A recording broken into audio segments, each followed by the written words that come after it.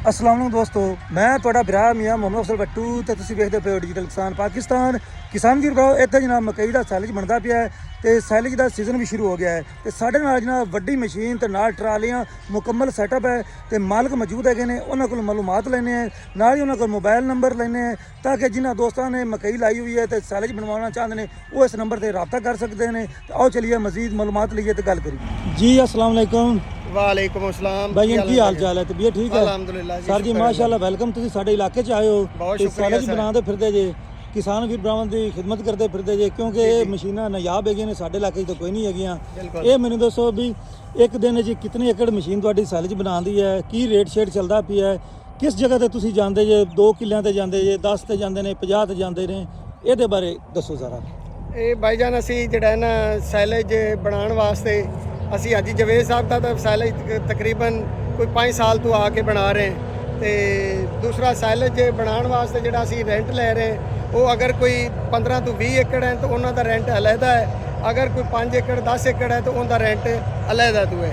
ਬਾਕੀ ਜਿਹੜਾ ਆਮ ਰੂਟੀਨ ਹੈ ਸਾਡਾ ਰੈਂਟ ਚੱਲ ਰਿਹਾ 35 ਤੋਂ 45 ਹਜ਼ਾਰ ਰੁਪਈਆ ਰੈਂਟ ਚੱਲ ਰਿਹਾ ਹੈ ਜੀ। 30 ਕਿੱਲੇ ਦਾ? ਫੀ ਕਿੱਲੇ ਦਾ।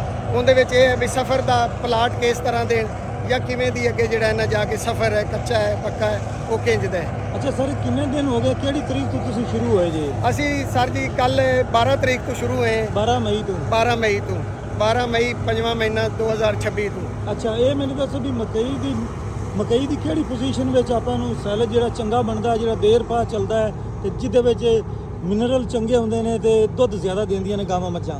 ਜਦੋਂ ਤੁਹਾਡੀ ਮੱਕੀ ਜਿਹੜੀ ਹੈ ਹਾਫ ਮਿਲਕਿੰਗ ਦੇ ਵਿੱਚ ਆ ਜਾਂਦੀ ਹੈ, ਅਗਰ ਛੱਲੀ ਨੂੰ ਉੱਤੋਂ ਦਬਾ ਕੇ ਚੈੱਕ ਕੀਤਾ ਜਾਵੇ ਕਿ ਉਹਦੇ ਵਿੱਚੋਂ ਦੁੱਧ ਨਾ ਆਵੇ, ਉਹਦੀ ਹਾਫ ਮਿਲਕਿੰਗ ਹੋਣੀ ਚਾਹੀਦੀ ਹੈ।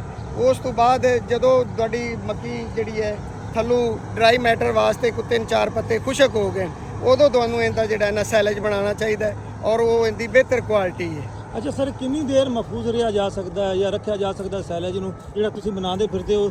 ਤੁਸੀਂ ਤਾਂ ਮਤਲਬ ਬਣਾ ਕੇ ਦੇ ਦਿੱਤਾ, ਉਹਨਾਂ ਮਤਲਬ ਜਿਸ ਤਰੀਕੇ ਧੜ ਲਾਉਂਦੇ ਨੇ ਤੂੜੀ ਦੀ ਉਸ ਤਰੀਕੇ ਬਣਾਉਂਦੇ ਪਏ ਨੇ ਜਾਂ ਕੋਈ ਇਹਨੂੰ ਪੈਕਿੰਗ ਕਰਦੇ ਪਏ ਨੇ? ਨਹੀਂ ਸਰ ਜੀ, ਇਹ ਜਿਹੜਾ ਸੈਲਜ ਜਾ ਰਿਹਾ ਹੈ ਇਹ ਉਹਨਾਂ ਨੇ ਆਪਣੇ ਬੰਕਰ ਬਣਾਏ ਹੋਏ ਨੇ, ਬੰਕਰਾਂ ਦੇ ਵਿੱਚ ਜਾ ਕੇ ਤੇ ਉਹ ਆਪਣਾ ਸੈਲਜ ਮਹਿਫੂਜ਼ ਕਰ ਰਹੇ ਨੇ।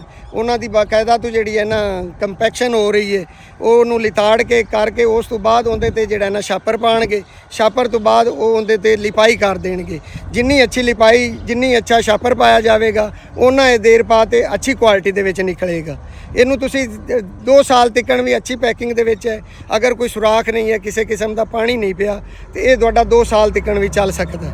ਗੁੱਡ ਹੋ ਗਿਆ ਭਾਈਆਂ। ਤੇ ਪੋਜੀਸ਼ਨ ਵਿਖਾਓ ਮਕਈ ਦੀ। ਮੱਕੀ ਦੀ ਇਹ ਪੋਜੀਸ਼ਨ ਹੋਣੀ ਚਾਹੀਦੀ ਹੈ, ਉਤੋਂ ਹਾਫ ਜਿਹੜੀ ਹੈ ਨਾ ਕੋਨ ਪੱਕੀ ਹੋਣੀ ਚਾਹੀਦੀ ਹੈ ਤਾਂ ਕਿ ਇਹਦੇ ਵਿੱਚੋਂ ਦੁੱਧ ਨਾ ਆਵੇ।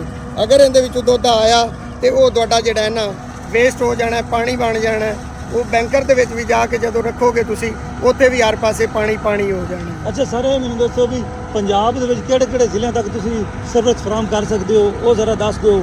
ਆਪਣਾ ਨਾਮ ਪਤਾ ਵੀ ਦੱਸ ਦਿਓ ਤਾਂ ਕਿ ਜਿਨ੍ਹਾਂ ਦੋਸਤਾਂ ਕੋਲ ਮਕਈਆਂ ਹੈਗੀਆਂ ਨੇ ਤੇ ਸੈਲਜ ਵਾਸਤੇ ਉਹਨਾਂ ਨੂੰ ਮਸ਼ੀਨਾਂ ਨਹੀਂ ਲੱਭਦੀਆਂ, ਅਗਰ ਤੁਸੀਂ ਪਰੇਸ਼ਾਨ ਨਾ ਹੋ, ਤੁਹਾਡਾ ਨੰਬਰ ਵਿੱਚ ਐਡ ਕਰ ਦੇਣਾ ਕਿ ਕਾਲ ਤੁਹਾਨੂੰ ਜ਼ਿਆਦਾ ਆਉਣਗੀਆਂ, ਬਰਦਾਸ਼ਤ ਕਰਿਆ ਜੇ। ਜੀ ਬਿਲਕੁਲ। ਇਹ ਸਰ ਜੀ ਅਸੀਂ ਜਿਹੜਾ ਨਾ ਮੁਹੰਮਦ ਅਲਤਾਫ ਸਊ, Faridkot Diwalpur, Kasur road ਨਜ਼ਦ KP pump, ਇੱਥੇ ਸਾਡਾ ਪੁਆਇੰਟ ਲੱਗਿਆ ਹੋਇਆ ਹੈ। ਅਸੀਂ ਕਿਸੇ ਵੀਰਾਂ ਨੇ ਗੈਰੇਜ ਤੇ ਕੰਮ ਕਰਵਾਉਣਾ ਹੋਏ ਉਹ ਵੀ ਕਰਕੇ ਦਿੰਦੇ। ਅੱਛੀ ਚੋਪਿੰਗ, ਅੱਛਾ ਸੈਲਜ, ਅੱਛਾ ਮਿਆਰ। ਤੇ ਉਸ ਤੋਂ ਇਲਾਵਾ ਪੂਰੇ ਪਾਕਿਸਤਾਨ ਦੇ ਵਿੱਚ ਅਗਰ ਕਿਸੇ ਨੇ ਸੈਲਜ ਚਾਹੀਦਾ ਹੋਵੇ ਤੇ ਅਸੀਂ ਉਹਨਾਂ ਨੂੰ ਫਰਾਹਮ ਕਰ ਸਕਦੇ ਹਾਂ। ਤੇ ਜਿਹੜਾ ਕਟਾਈ ਦੇ ਵਾਸਤੇ, ਕਟਾਈ ਅਸੀਂ ਹਾਜ਼ਰ ਮੌਕੇ ਜਿਹੜਾ ਇਹਨਾਂ ਕਸੂਰ ਤੋਂ ਲੈ ਕੇ ਤੇ ਸਾਹੀਵਾਲ ਤੱਕ ਅਸੀਂ ਆਪਣਾ ਜਿਹੜਾ ਨਾ ਕੰਮ ਕਰ ਰਹੇ ਹਾਂ। ਇਸ ਤੋਂ ਅੱਗੇ ਜਿਹੜਾ ਨਾ ਗਰਮੀ ਦੇ ਸਾਹੀਵਾਲ ਪਾਕ ਦਾ ਬਾਵਲ ਨਗਰ। ਹਾਂਜੀ। ਅੱਛਾ, ਇਹਨਾਂ ਨੂੰ ਦੱਸੋ ਜਿਸ ਤਰੀਕੇ ਤੁਸੀਂ ਕਹਿ ਰਹੇ ਹੋ ਅਸੀਂ ਸੇਲ ਪਰਚੇਜ਼ ਦਾ ਵੀ ਕੰਮ ਕਰਨੇ ਜੀ ਜੀ, ਮਤਲਬ ਆਪਣੇ ਪੁਆਇੰਟ ਬਣਾਏ ਹੋਏ ਜਿਹਦੇ ਵਿੱਚ ਤੁਸੀਂ ਆਪਣਾ ਸਾਦੀ ਸੈਲਜ ਤਿਆਰ ਕਰਕੇ ਲੋਕਾਂ ਨੂੰ ਸੇਲ ਕਰਦੇ ਹੋ ਆਨਲਾਈਨ? ਹਾਂ, ਅਗਰ ਕਿਸੇ ਨੂੰ ਫਰੈਸ਼ ਕੁਤਰਾ ਇਸ ਤਰ੍ਹਾਂ ਦਾ ਚਾਹੀਦਾ ਹੋਵੇ ਤੇ ਉਹ ਵੀ ਸਾਡੇ ਨਾਲ ਰਾਬਤਾ ਕਰ ਸਕਦਾ ਹੈ। ਅਸੀਂ ਉਹਨੂੰ ਫਰੈਸ਼ ਕੁਤਰਾ ਜਿਹੜਾ ਹੈ ਨਾ ਉਹ ਵੀ ਪਹੁੰਚ ਦੇ ਸਕਨੇ ਆ। ਅਗਰ ਕਿਸੇ ਨੂੰ ਬੇਲ ਦੇ ਵਿੱਚ ਚਾਹੀਦਾ ਹੋਵੇ ਤੇ ਉਹ ਸਾਡੇ ਕੋਲ 2 ਮਣ ਦੀ ਬੇਲ ਹੁੰਦੀ ਹੈ, ਉਹ ਬੇਲ ਵੀ ਉਹਨੂੰ ਅਸੀਂ ਜਿਹੜੀ ਹੈ ਨਾ ਦੇ ਸਕਨੇ ਆ।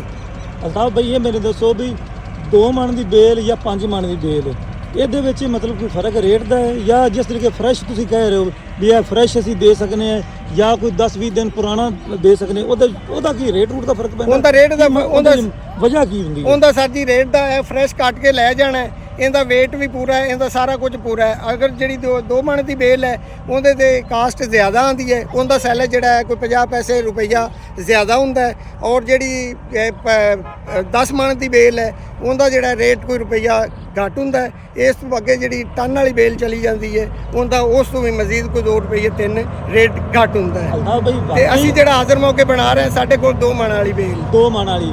ਅਲਤਾਫ ਭਾਈ ਮੈਨੂੰ ਦੱਸੋ ਵੀ ਵਾਕਈ ਜੈਨੂਇਨ ਮਤਲਬ ਵੀ ਦੁੱਧ ਵੱਧ ਜਾਂਦਾ ਹੈ, ਕਿਉਂਕਿ ਲੋਕ ਕਹਿੰਦੇ ਨੇ ਜੀ ਸੈਲਜ ਪਾਉਣ ਨਾਲ ਦੁੱਧ ਵੀ ਵੱਧ ਜਾਂਦਾ ਹੈ ਤੇ ਜਿੱਥੇ 4 ਬੰਦੇ ਕੰਮ ਕਰਦੇ ਨੇ 1 ਬੰਦਾ ਹੀ ਕਾਫੀ ਹੈ। ਹਾਂਜੀ, ਇਹ ਹਕੀਕਤ ਬਾਤ ਹੈ ਕਿ ਜਦੋਂ ਤੁਸੀਂ ਸੈਲਜ ਪਾਵੋਗੇ ਤੇ ਉਹਦੇ ਵਿੱਚ ਤੁਹਾਡੇ ਜਾਨਵਰ ਜਿਹੜੇ ਨੇ ਉਹ ਗਰੋਥ ਵੀ ਜ਼ਿਆਦਾ ਕਰਨਗੇ, ਮੋਟੇ ਤਾਜ਼ੇ ਹੋਣਗੇ। ਅੱਗੇ ਤੁਸੀਂ ਜਿਵੇਂ ਆਮ ਰੂਟੀਨ ਦੇ ਵਿੱਚ ਝਟਕੇ ਤੌਰ ਤੇ ਪਾਉਂਦੇ ਪਏ ਜੇ ਤੁਸੀਂ ਪੱਠੇ, ਉਹ ਪਾ ਕੇ ਬੰਦਾ ਖਤਮ ਹੋ ਜਾਂਦਾ ਹੈ। ਤੇ ਲੇਕਿਨ ਸਾਡੇ ਜਾਨਵਰਾਂ ਨਿਗੇ ਮਾਰੀਏ ਤੇ ਦਿਲ ਖੁਸ਼ ਨਹੀਂ ਹੁੰਦਾ। ਤੇ ਸੈਲਜ ਤੁਸੀਂ ਹੀ ਨਿਕਲਦਾ ਹੈ। ਹਾਂਜੀ, ਤੇ ਜਦੋਂ ਤੁਸੀਂ ਸੈਲਜ ਇਸਤੇਮਾਲ ਕਰੋਗੇ ਜਾਨਵਰ ਤੁਹਾਡਾ ਮੋਟਾ ਵੀ ਹੋਵੇਗਾ, ਦੁੱਧ ਵੀ ਦੇਵੇਗਾ, ਇਹਦੇ ਵਿੱਚ ਕੋਈ ਸ਼ੱਕ ਨਹੀਂ। ਔਰ ਤੁਹਾਡੇ ਜਿਹੜੇ ਬੰਦੇ ਉਹ ਵੀ ਘਟ ਜਾਣਗੇ। ਅੱਛਾ, ਕੋਈ ਸਪੈਸ਼ਲ ਸੈਲਜ ਵਾਸਤੇ ਮਕਈ ਦਾ ਬੀਜ ਹੁੰਦਾ ਹੈ, ਇੰਤਖਾਬ ਕਰਨਾ ਪੈਂਦਾ ਜਾਂ ਕੋਈ ਵੀ ਬੀਜ ਚੱਲ ਜਾਂਦਾ ਹੈ? ਨਹੀਂ, ਸਪੈਸ਼ਲ ਹੁਣ ਮਾਰਕੀਟ ਦੇ ਵਿੱਚ ਸੈਲਜ ਦੇ ਸਪੈਸ਼ਲ ਬੀਜ ਵੀ ਆ ਗਏ ਨੇ। ਉਹਦੇ ਵਿੱਚ ਇਹ ਹੀ ਹੈ ਕਿ ਉਹਨਾਂ ਦੇ ਹਾਈਟ ਜ਼ਿਆਦਾ ਹੁੰਦੀ ਹੈ ਤੇ ਜਿਹੜੀ ਹੈ ਵਜ਼ਨ ਜ਼ਿਆਦਾ ਨਿਕਲਦਾ ਹੈ। ਇਸ ਵਜ੍ਹਾ ਕਰਕੇ ਉਹ ਵੀ ਮੱਕੀ ਦੇ ਬੀਜ ਲੱਗ ਰਹੇ ਨੇ ਤੇ ਆਮ ਰੂਟੀਨ ਦੇ ਜਿਹੜੀ ਲੱਗ ਰਹੀ ਹੈ ਉਹ ਵੀ ਆਪਣੀ ਇਸਤੇਮਾਲ ਹੋ ਰਹੀ ਹੈ। ਜੀ ਗੁੱਡ ਹੋ ਗਿਆ ਭਾਈਆਂ। ਤੇ ਤੁਸੀਂ ਆਪਣਾ ਐਡਰੈਸ ਤੇ ਮੋਬਾਈਲ ਨੰਬਰ ਦੱਸ ਦਿਓ ਇੱਕ ਵਾਰੀ ਫੇਰ। ਮੁਹੰਮਦ ਅਲਤਾਫ ਸਊ, ਫਰੀਦਕੋਟ, ਦੀਵਾਲਪੁਰ, ਕਸੂਰ ਰੋਡ ਨਜ਼ਦ KP ਪੰਪ। Mobile number 0303 9014 997। ਜੀ ਬਹੁਤ ਮਿਹਰਬਾਨੀ ਅਲਤਾਫ ਭਾਈ, ਜੀਂਦੇ ਵਸਦੇ ਰਹੋ ਤੇ ਇਸੇ ਤਰੀਕੇ ਕਿਸਾਨ ਵੀਰ ਭਰਾਵਾਂ ਦੀ ਖਿਦਮਤ ਕਰਦੇ ਰਹੋ। ਬਹੁਤ ਤੇ ਸ਼ੁਕਰੀਆ। ਮਾਸ਼ਾਅੱਲਾ ਜੀ ਬਹੁਤ ਵਧੀਆ ਕੰਮ ਹੈ ਜੀ ਦੋਸਤੋ। ਤੇ ਜਿਨ੍ਹਾਂ 4 ਬੰਦੇ ਰੱਖੇ ਹੋਏ ਨੇ ਉਹ 1 ਬੰਦੇ ਤੇ ਆ ਜਾਵਣਗੇ ਤੇ ਮੇਰਾ ਖਿਆਲ ਹੈ ਵੀ ਵਕਤ ਵੀ ਕਮ ਹੋਵੇਗਾ ਤੇ ਦੁੱਧ ਵੀ ਜ਼ਿਆਦਾ ਮਿਲੇਗਾ। ਜਿਸ ਤਰੀਕੇ ਮਹਿੰਗਾਈ ਚੱਲਦੀ ਪਈ ਹੈ ਇਸੇ ਤਰੀਕੇ ਹੁਣ ਸਾਨੂੰ ਸੈਲਜ ਤੇ ਸ਼ਿਫਟ ਹੋਣਾ ਪਵੇਗਾ, ਆਪਣੇ ਖਰਚੇ ਘਟਾਉਣੇ ਪਵਣਗੇ। ਤੇ ਹੁਣ ਮੈਨੂੰ ਤਾਂ ਇਜਾਜ਼ਤ, ਤੁਹਾਡਾ ਭਰਾ ਮੀਆਂ ਮੁਹੰਮਦ ਅਫਜ਼ਲ ਬੱਟੂ। ਅੱਲਾ ਹਾਫਿਜ਼। ਪਾਕਿਸਤਾਨ ਜ਼ਿੰਦਾਬਾਦ। ਜ਼ਿੰਦਾਬਾਦ।